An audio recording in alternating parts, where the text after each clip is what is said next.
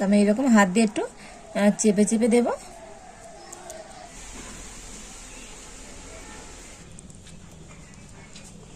তো দেখুন বন্ধুরা, পুরটাও ভিতর থেকে কত দারুণ হয়েছে। নমস্কার বন্ধুরা, রূপার রন্ধনশালায় আমাদের সকলকে অনেক অনেক স্বাগত জানাই। তো চলে এসেছি প্রতিদিনের মতো তো আরো একটা দুর্দান্ত রেসিপি নিয়ে। আর এখন শীতকাল, তো মানে বন্ধুরা পিঠে ছাড়া তো কোনো কথাই নেই। তো আজকে আমি একটা দুর্দান্ত সাথে পিঠে বানাবো। আর চাল গুঁড়ো করার ঝামেলা ছাড়াই কিন্তু আজকে আমরা পিঠেটা বানিয়ে নিতে পারবেন। তো আজকে আমি সুজি দিয়ে পিঠেটা বানাবো। তো অনেকে চাল গুঁড়ো করার জন্য তো পিঠে করতে যায় না, তো সুজি দিয়েও কিন্তু বন্ধুরা দুর্দান্ত পিঠে হয়। তো আপনারা সঙ্গে থাকুন আর প্রথম থেকে শেষ পর্যন্ত পুরো রেসিপিটা দেখতে থাকুন। তো আশা করি আজকের রেসিপিটা আপনাদের ভালো লাগবে। আর আজকের আমি পিঠের জন্য এখানে 1 বাটি নারকেল কুড়ো নিয়েছি। তো প্রথমে আমি পিঠের পুরটা তৈরি করে নেব।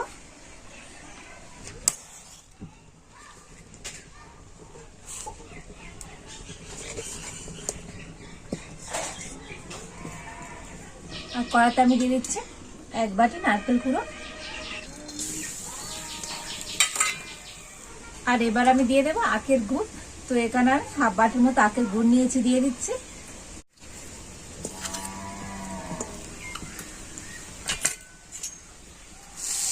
তো আপনারা আখের গুড়ের পরিবর্তে খেজুরের গুড় কিংবা চিনি দিয়েও পুরটা তৈরি করতে পারেন। আর এবার আমি আখের গুড় আর নারকেলটা এইভাবে নাড়তে থাকবো কন্টিনিউ। এইভাবে নাড়লে তো গুড়টা কিন্তু গলে যাবে। তো এখানে কিন্তু জল দেওয়ার কোনো প্রয়োজন হবে না। আর দেখুন বন্ধুরা, গুড়টা কিন্তু একদম গলে গিয়েছে। আর এইভাবে কিন্তু হালকা জাল দিয়ে কন্টিনিউ নেড়ে নেড়ে আমি পুরটা তৈরি করে নেব। তো দেখুন এইভাবে নেড়ে চেড়ে আমি আজকের এই পিঠের পুরটা তৈরি করে নিয়েছি। তো এখন আমি এটা নামিয়ে নেব।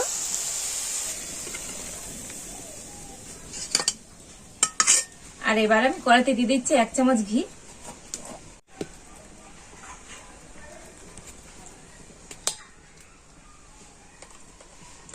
আর এখানে আমি নিয়েছি 1 বাটি সুজি। তো সুজিটা এখন আমি ঘিয়ের উপর দিয়ে দিচ্ছি।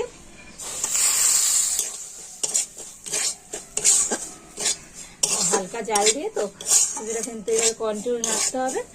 আর সুজিটা আমি কিন্তু হালকা করে একটু ভেজে নেব। তো দেখুন 5 মিনিট হালকা জাল দিয়ে তো সুজিটা আমি ভেজে নিয়েছি। আর সুজিটা কিন্তু আবার লাল করে ভাজলে না, এরকম সাদা থাকবে। তো এইভাবে কিন্তু সুজিটা ভেজে নিতে হবে। আর এবার আমি সুজির মধ্যে দিয়ে দেবো দুধ। তো যে বাটির মাপ করে আমি সুজি নিয়েছি, তো সেই বাটির মাপ করে নিয়ে নিচ্ছি 2 বাটি দুধ।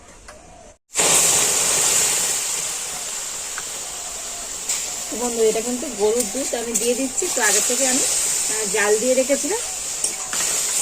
তো আপনারা দুধের পরিবর্তে জল দিয়েও কিন্তু এই ব্যাটারটা করতে পারেন। আর দিয়ে দিচ্ছি সামান্য পরিমাণ লবণ।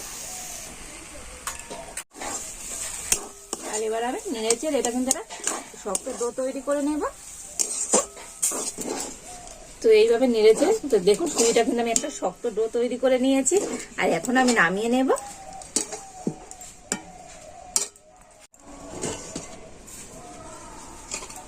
আর এবার আমি এই ডোটা কিন্তু একটু ঠান্ডা করে নেব। তো সুজির ডোটা কিন্তু অনেকটা ঠান্ডা হয়ে গিয়েছে। আর এখন আমি এর মধ্যে দিয়ে দেব 2 চামচ ময়দা।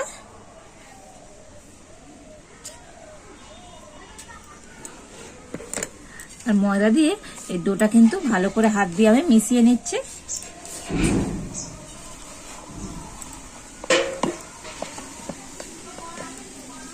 তো দেখুন ডোটা কিন্তু খুব ভালোভাবে আমি মিশিয়ে নিয়েছি। আর এইরকম কিন্তু একটু শক্ত করে মেশাতে হবে বন্ধুরা, দেখুন। তো আমি এরকম একটু শক্ত করে মিশিয়ে নিয়েছি। আর যদি আপনাদের ডোটা নরম থাকে তো আরো ময়দা দিয়ে কিন্তু এরকম একটু শক্ত ডো তৈরি করে নিতে হবে। আর এখন আমি এটা দিয়ে লেচি কেটে নেব। তো আমরা রুটি করতে যেমন লেচি কাটি, ঠিক সেই রকমই লেচি আমি কেটে নিচ্ছি। তো এই মোট 4টে লেচি আমি কেটে নিয়েছি। আর এবার আমি একটা লেচি হাতে এভাবে গোল করে নিচ্ছি। আর আমি একটু ময়দা ছড়িয়ে এটা কিন্তু বেলে নেব।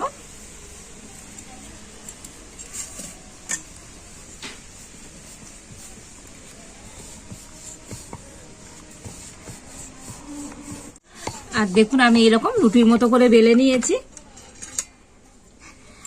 আর খুব পাতলাও নয় আর খুব মোটাও নয়, এইভাবে আমি বেলে নিয়েছি। আর এবার আমি নিয়েছি একটা ছুরি, আর ছুরি দিয়ে এটা কিন্তু মাঝখান থেকে আমি সমান করে কেটে নেব।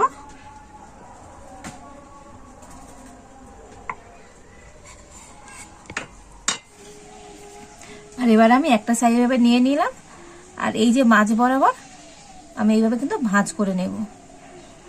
তো এইভাবে নিলে তো একটা কিন্তু কোণের মধ্যে তৈরি হয়ে যাবে। আর এই সাইডটা আমি একটু জল দিয়ে দিচ্ছি, আর জল দিয়ে মুড়ে নিলে তো এই মোড়াটা কিন্তু আর খুলে যাবে না।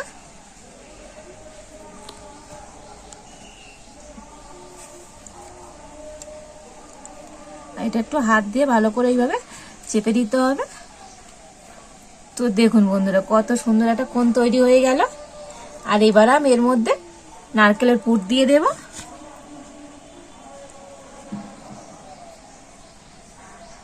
তো আমি এরকম হাত দিয়ে একটু চেপে চেপে দেব।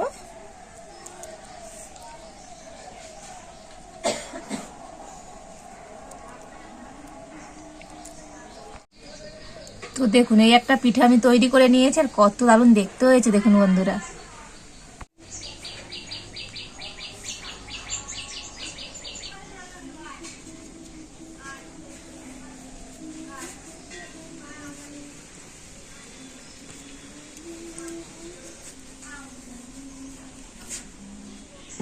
তো এই সমস্ত পিঠাগুলো আমি তৈরি করে নিয়েছি, আর এবার আমি কড়াতে দিয়ে দিচ্ছি জল।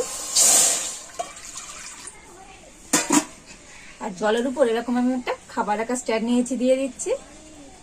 তো আপনাদের কাছে এরকম স্ট্যান্ড না থাকলে তো আপনারা কোনো স্টিলের বাটি উপর করে দেবেন, তাতে করেও হবে। আর এখন আমি ঢাকা দিয়ে জল আর স্ট্যান্ডটা কিন্তু খুব ভালো করে গরম করে নেব। আর এদিকে আমি এরকম একটা ছিদ্র করা থালা নিয়ে নিয়েছি, আর এর মধ্যে আমি এখন দিয়ে দেব সাদা তেল। আর ব্রাশ দিয়ে তো সাদা তেলটা কিন্তু এটা ভালো করে আমি ব্রাশ করে দিচ্ছি।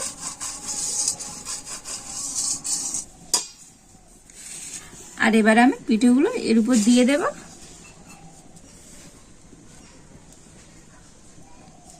তো আমি এইভাবে একটু গুছিয়ে গুছিয়ে দিয়ে দিচ্ছি।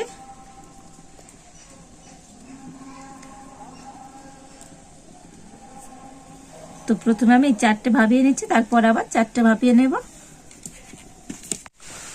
আর এবার আমি ঢাকা খুলে দেখে নেব জল গরম হলো কিনা। তো দেখুন বন্ধুরা জল কিন্তু গরম হয়ে গিয়েছে। আমি এবারে এই পিঠেটা এইভাবে স্ট্যান্ডের উপরে বসিয়ে দিচ্ছি, আর আবার আমি ঢাকা দিয়ে দিচ্ছি।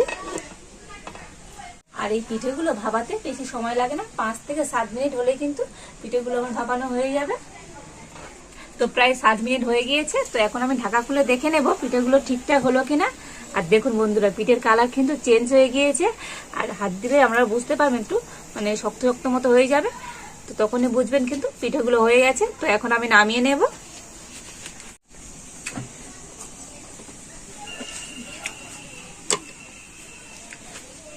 আর এবার আমি পিঠেগুলো তুলে নেব।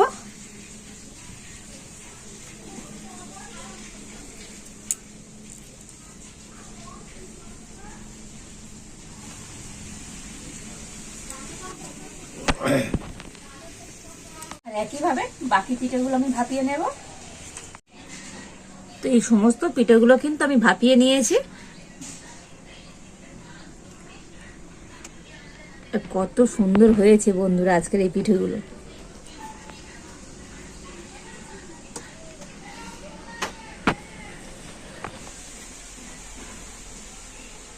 দেখলেন তো বন্ধুরা আজকে এই ভাপা পিঠাগুলো কত সুন্দর হলো, আর কত দারুণ দেখতে হয়েছে বন্ধুরা। আর স্বাদে তো দুর্দান্ত হয়। আর একটা পিঠে আপনাদেরকে দেখাচ্ছি, পুরটাও ভিতর থেকে কত সুন্দর হয়েছে।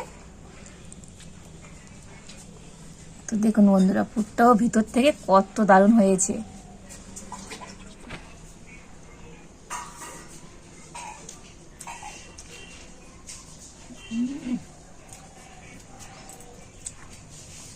অসাধারণ স্বাদ হয়েছে বন্ধুরা, দারুণ খেতে হয়েছে। তো বাড়িতে আপনারা এই আমার মতো করে সুজি দিয়ে এই ভাপা পিঠাটা একবার বানাবেন, দেখবেন বন্ধুরা দুর্দান্ত হবে। আর বাড়িতে বানালে কেমন হয়েছে তো আমাকে একবার কমেন্ট করে জানাবেন। আর আজকের রেসিপিটা যদি আপনাদের ভালো লেগে থাকে তো লাইক শেয়ার কমেন্ট করুন। আর প্রতিদিন এইরকম নতুন নতুন ভিডিও পেতে আমার চ্যানেলটা সাবস্ক্রাইব করে পাশে থাকবেন। তো আর এই পর্যন্ত আপনারা ভালো থাকুন, সুস্থ থাকুন, দেখা হচ্ছে নতুন কোন একটা রেসিপি নিয়ে।